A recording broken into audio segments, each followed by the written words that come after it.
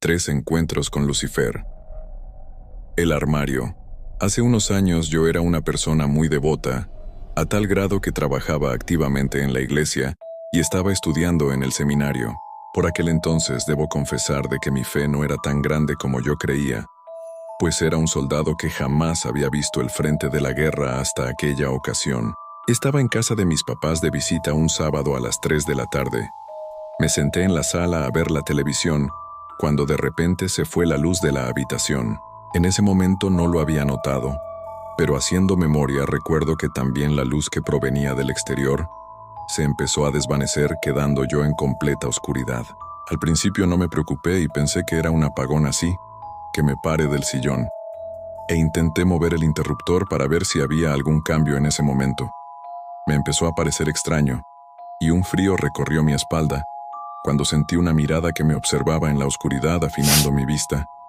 Traté de buscar la causa de aquella sensación, y cuando volteo al televisor, en el reflejo de la pantalla, veo algo dentro moverse dentro del armario.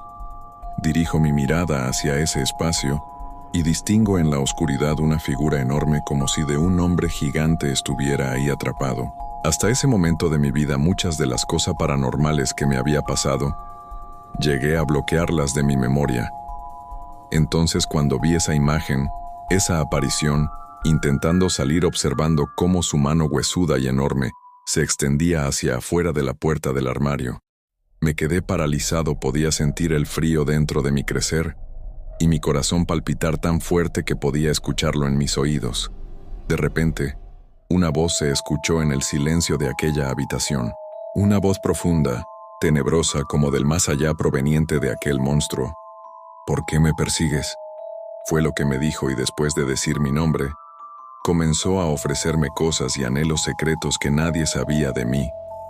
Yo no podía pensar siquiera, y entonces aquella voz se volvió estruendosa y me empezó a gritar, a decirme lo poco que valía, a mencionar cada uno de mis pecados, acciones o pensamientos, incluso aquellos que yo creía secretos.